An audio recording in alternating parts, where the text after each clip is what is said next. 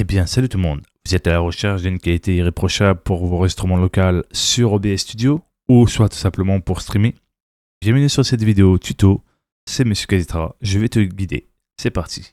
Premièrement, il faut que tu ailles dans Fichier. Tu vas dans Paramètres. Tu vas dans Vidéo. Regarde la résolution de base de Canva en gros de ton écran. Tu mets 1920-1080p. Si tu fais de la 4K, tu mets la résolution 4K pour la résolution de base. Pour la résolution de sortie, il faut bien évidemment, si tu souhaites bien évidemment streamer, être en 720p, bien évidemment mettre ici, si tu peux, bicubic ou LoneSource, et la valeur courante pour le débit d'image, en gros FPS, 30 ou soit 60 FPS si tu peux. Mais 30 c'est très bien, ça évite d'avoir trop d'images à traiter. Une fois que c'est fait, tu as bien appliqué, tu vas directement dans Audio, je vais te guider, vérifie si ton micro est bien sélectionné et la fréquence échantillonnage soit à 48. Si tout est bien fait correctement, appliqué, maintenant tu vas dans Sortie, tu vas dans Streaming et tu regardes par exemple l'encodeur par défaut c'est NVIDIA NVENC H264. Mise à l'échelle pour la sortie, ça tu n'as pas besoin de toucher. Sauf si par exemple tu ne veux pas toucher vidéo et tu laisses en 1920, 1080p ou en 4K. Et ici il faudra mettre 720p et bicubic si tu ne veux pas toucher ici. Alors, on va aller dans le contrôle du taux du bitrate constant. Donc, avant, c'était marqué bitrate. En gros, je crois que ça s'appelait comme ça. Maintenant, avec la nouvelle mise à jour, c'est bitrate constant, QP constant, bitrate variable avec qualité ciblée et sans perte. Il faut aller sur le bitrate par défaut. Le bitrate, en gros, le taux, par exemple, selon ce que ta connexion va te donner en termes de speed test, il faudra que tu fasses le calcul, ne pas dépasser bien évidemment pour garder de la marge.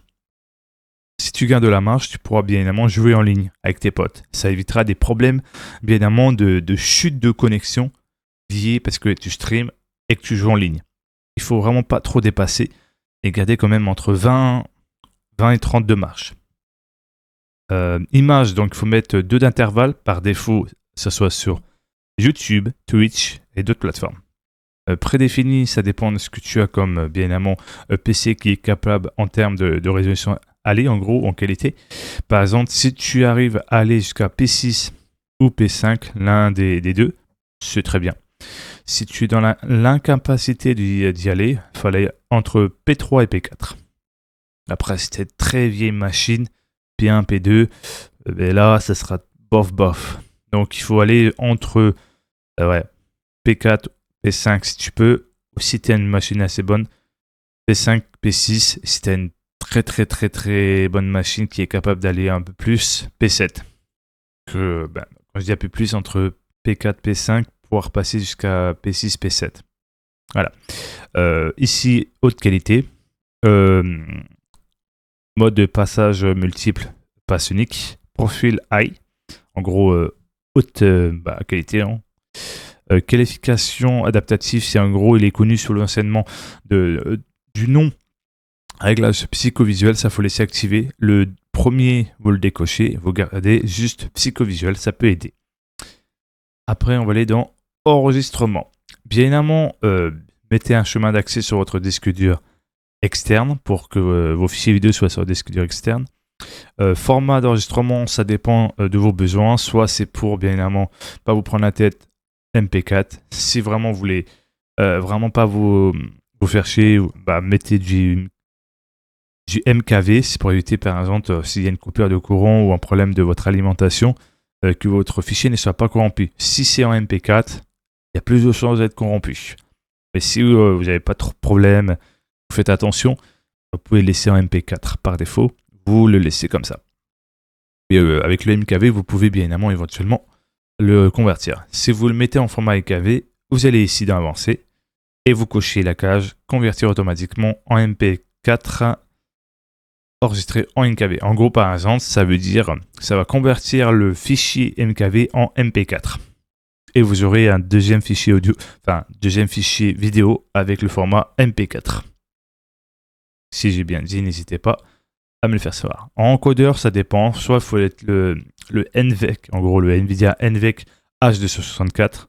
Si vous avez une une carte graphique récente, c'est Nvidia NVENC HEVC. Évidemment. Après, je conseille le bitrate constant.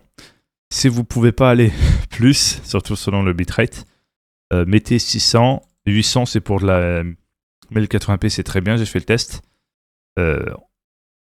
Pareil, en termes d'intervalle en images par seconde, j'ai mis 2. Prédéfini, j'ai mis P7. Mais sinon, vous pouvez laisser en P6 ou en P5.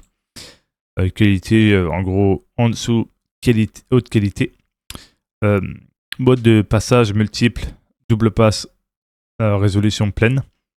Après, vous prenez soit, par exemple, le profil Mine ou Mine 10. Ça dépend de ce que vous avez besoin.